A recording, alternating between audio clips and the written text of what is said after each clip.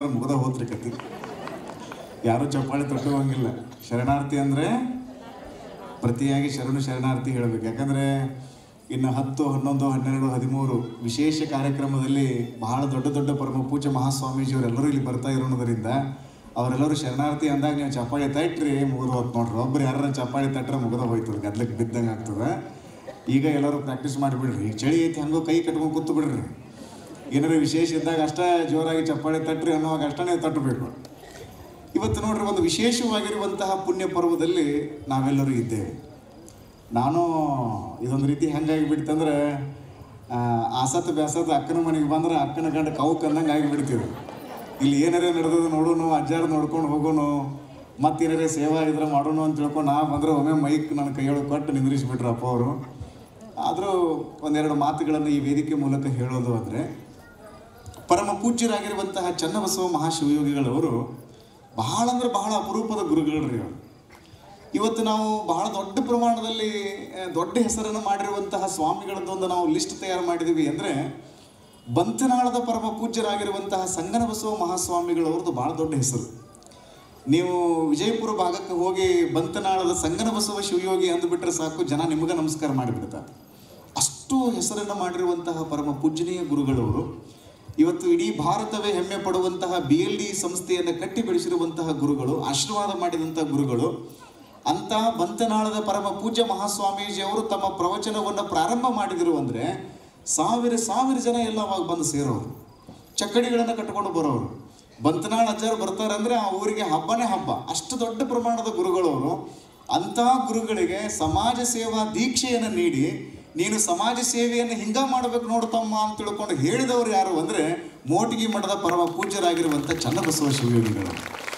ಅವರು ಲಿಂಗೈಕ್ಯ ಶತಮಾನೋತ್ಸವವನ್ನು ಹೆಂಗೆ ಮಾಡೋದು ಅಂತ ತಿಳ್ಕೊಂಡು ಪರಮ ಪೂಜ್ಯ ಮಹಾಸ್ವಾಮೀಜಿಯವರು ಚಿಂತನೆ ಮಾಡಿ ಹಲವು 10 ವಿಶೇಷವಾಗಿರುವಂತಹ ವಿನೂತನವಾಗಿರುವಂತಹ ಕಾರ್ಯಕ್ರಮಗಳನ್ನು ಈ ವೇದಿಕೆ ಮೂಲಕ ಅವರು ಅನಾವರಣಗೊಳಿಸ್ತಾ ಇರುವಂಥದ್ದನ್ನು ನೋಡಿದರೆ ನಿಜಕ್ಕೂ ಬಹಳ ಖುಷಿ ಅನ್ನಿಸ್ತದೆ.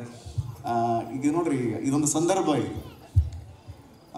1921ರಲ್ಲಿ ಅಥಣಿಯ ಪರಮ ಪೂಜ್ಯರಾಗಿರುವಂತಹ ಮುರುಗೇಂದ್ರಪ್ಪ ಅವರು ಲಿಂಗೈಕ್ಯರಾಗಿರುವಂಥ ಒಂದು ಸಂದರ್ಭ ಇಟ್ಟುಕೊಂಡು ಗಚ್ಚಿನ ಮಠದಲ್ಲಿ 2-3 ವರ್ಷಗಳ ಹಿಂದೆ ಬಹಳ ದೊಡ್ಡ ಪ್ರಮಾಣದಲ್ಲಿ ಶತಮಾನೋತ್ಸವ ಕಾರ್ಯಕ್ರಮ ಆಯಿತು. ಈಗಲೂ ಕೂಡ ಅಥಣಿಗೆ ಬಹುದೊಡ್ಡದಾಗಿರುವಂಥ ಒಂದು ಕಾರ್ಯಕ್ರಮ ಅನಾವರಣಗೊಳ್ತಾ ಇರುವಂಥದ್ದನ್ನು ನೋಡಿದರೆ ನನಗನ್ನಿಸ್ತದೆ, ಈ ನಾಡಿನೊಳಗೆ ಯಾರಾದರೂ ಪುಣ್ಯವಂತರು ಅದಾರ ಅಂತಂದರೆ ಅಥಣಿಯ ಸದ್ಭಕ್ತರನ್ನೇ ಪುಣ್ಯವಂತರು ಅಂತ ತಿಳ್ಕೊಂಡು ಹೇಳಬೇಕು. ಯಾಕಂದರೆ ನಿರಂತರವಾಗಿ ಕಾರ್ಯಕ್ರಮಗಳನ್ನು ಹಮ್ಮಿಕೊಂಡು ವಿಶೇಷವಾದ ಕಾರ್ಯಕ್ರಮಗಳಿಗೆ ತಮ್ಮನ್ನು ತಾವು ಅರ್ಪಿಸಿಕೊಂಡು ಸಮರ್ಥವಾಗಿ ಕೆಲಸ ಮಾಡ್ತಾ ಇರುವಂಥದ್ದನ್ನು ನೋಡಿದರೆ ಬಹಳ ಖುಷಿ ಅನ್ನಿಸ್ತದೆ. ಇಂಗ್ಲೀಷ್ ಒಳಗೆ ಒಂದು ಮಾತಿದೆ, bliss it was in the dawn to be alive ಅಂತ ಒಂದು ಮಾತು ಹೇಳ್ತಾರೆ ವಿಲಿಯಂ ವರ್ಡ್ಸ್ವರ್ತ್ ಅವರು. ಇಂಗ್ಲೆಂಡಿನ ರಾಷ್ಟ್ರ ಕವಿಗಳಾಗಿರುವಂತಹ ವಿಲಿಯಂ ವರ್ಡ್ಸ್ವರ್ತ್ ಅವರು ಫ್ರಾನ್ಸ್ನೊಳಗಿರುವಂತಹ ಕ್ರಾಂತಿಯನ್ನು ನೋಡಿ ಈ ಉದ್ಗಾರವನ್ನು ತೆಗಿತಾರೆ. ಇದರ ಅರ್ಥ ಏನು ಅಂದರೆ, ಫ್ರಾನ್ಸ್ನಲ್ಲಿ ಬೆಳಕು ಮೂಡ್ತಾ ಇತ್ತು, ಆ ಬೆಳಕು ಮೂಡುವ ವೇಳೆಯಲ್ಲಿ ನಾವು ಬದುಕಿನಲ್ಲ ಅದೇ ಭಾಗ್ಯ ಅಂತ ಇದರ ಅರ್ಥ. Bliss it was in the dawn to be alive ಅಂತ ಇದು ಈ ಮಾತಿನ ಅರ್ಥ ಏನು ಅಂದರೆ, ಫ್ರಾನ್ಸ್ ದೇಶದಲ್ಲಿ ಒಂದು ಅದ್ಭುತವಾದ ಬೆಳಕು ಮೂಡುವಂಥ ಸಂದರ್ಭದಲ್ಲಿ ನಾನು ಬದುಕಿನಲ್ಲ ಅದೇ ಒಂದು ಭಾಗ್ಯ ಅಂತ ಹೇಳ್ತಾರೆ.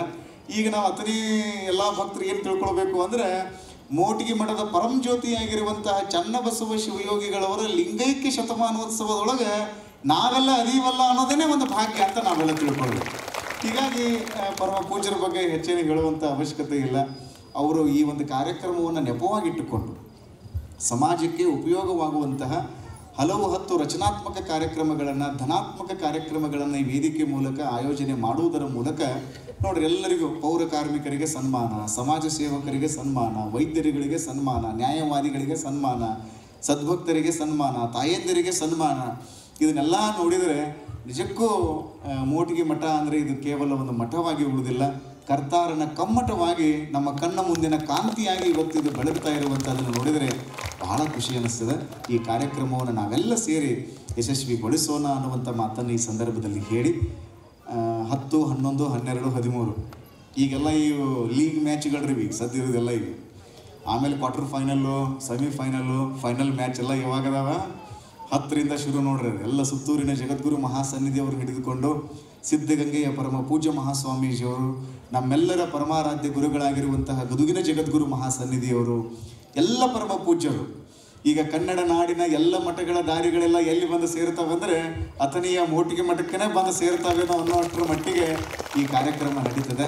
ನಾವೆಲ್ಲರೂ ಸಾಮರಸ್ಯದ ಸಮಾಜೋತ್ಸವದಲ್ಲಿ ಭಾಗಿಗಳಾಗಿ ಸಾಮರಸ್ಯದ ಬದುಕಿ ನಮ್ಮ ಬದುಕನ್ನು ಸಾರ್ಥಕ ಮಾಡಿಕೊಳ್ಳೋಣ ಹಾಗೆ ಅನ್ನುವಂಥ ಮಾತನ್ನು ಈ ಸಂದರ್ಭದಲ್ಲಿ ಹೇಳಿ ತಮಗೆಲ್ಲ ಶುಭ ಕೋರಿ ನನ್ನ ಮಾತುಗಳನ್ನು ಪೂರ್ಣಗೊಳಿಸ್ತೇನೆ. ಶರಣ.